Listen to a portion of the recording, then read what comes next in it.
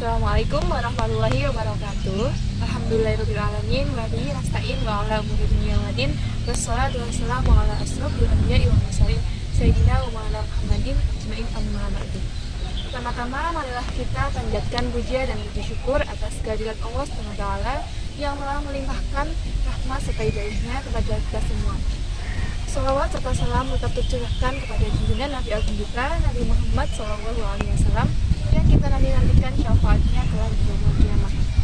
Perkenalkan, nama saya Linda Triwastari dengan NIM 2121104. Izinkan saya untuk menyampaikan materi mengenai sejarah Nabi Muhammad SAW dewasa dan dakwah Islam di Mekah. Masa dewasa Nabi Muhammad SAW. Sifat dewasa Nabi Muhammad SAW sudah terlihat sejak Nabi Muhammad ketika masih kanak-kanak. Sejak dikandungan, Nabi Muhammad telah ditinggal oleh ayahnya, dan pada saat Nabi Muhammad usia 6 tahun juga ditinggal oleh ibunya yang bernama Siti Aminah. Kemudian Nabi Muhammad SAW diasuh oleh kakeknya yang bernama Abu Thalib, yang tidak lama juga akhirnya meninggal dunia. Kemudian ketika Nabi Muhammad SAW remaja, Nabi diasuh oleh pamannya yaitu Abu Thalib. Nabi Muhammad diajak oleh pamannya untuk mengembalakan kambing. Nabi Muhammad selalu mengerjakannya dengan penuh tanggung jawab dan penuh ketekunan. Selain diajak mengembala kambing, Nabi Muhammad juga diajak oleh pamannya untuk berniaga ke negeri Syam, yang dimana dalam perjalanannya mengalami banyak sekali gangguan, yaitu jaraknya yang jauh dan mengalami banyak gangguan dari perampok setempat yang mengancam nyawa Rasulullah dan pamannya. Rasulullah SAW selalu menanamkan kejujuran. Ketika ada barang yang rusak, Nabi selalu memperlihatkan kerusakannya. Dan ketika ada barang yang cacat, Nabi tidak menjual dengan harga yang mahal, melainkan sesuai dengan kondisi dari barang yang rusak tersebut. Sifatnya yang jujur dan berakhlak mulia menjadikan Nabi Muhammad SAW memiliki banyak rekan untuk berbisnisnya. Salah satu orang yang simpati terhadap sikap Nabi Muhammad yaitu Siti Khadijah, seorang saudagar kaya di Mekah. Siti Khadijah tertarik kepada akhlak Nabi yang selalu jujur dan berakhlak mulia. Nabi pada saat itu usia 25 tahun diajak menikah oleh Siti Khadijah yang pada saat itu usia 40 tahun.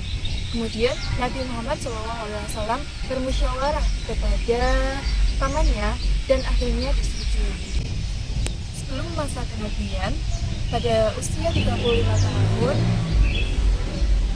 Mekah mengalami peristiwa besar yaitu dilanda banjir yang kemudian merusak area sekitar Ka'bah, dan orang-orang Quraisy sepakat untuk memperbaiki Ka'bah.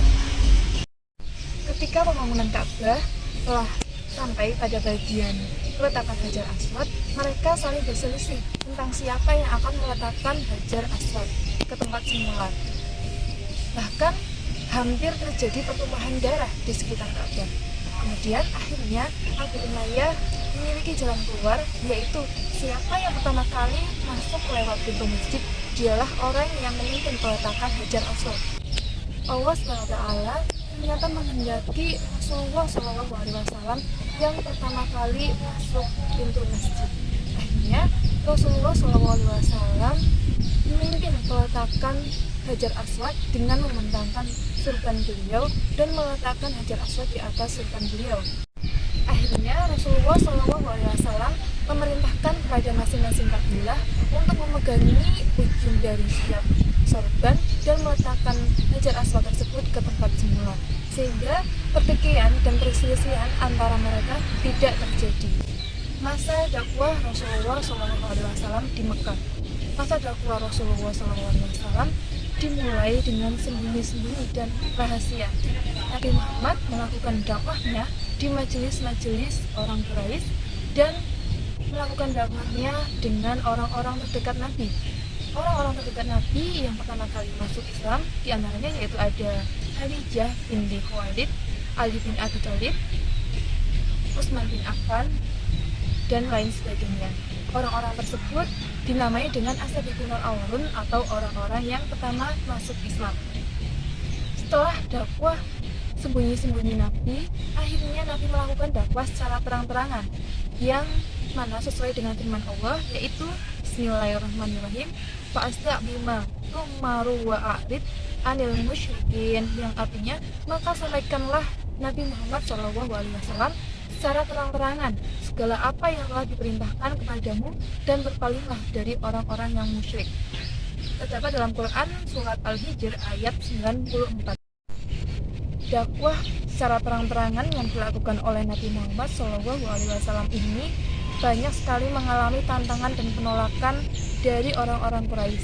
Mereka menganggap bahwa mereka tidak akan meninggalkan agama dan tradisi yang sudah dilakukan dari nenek moyangnya.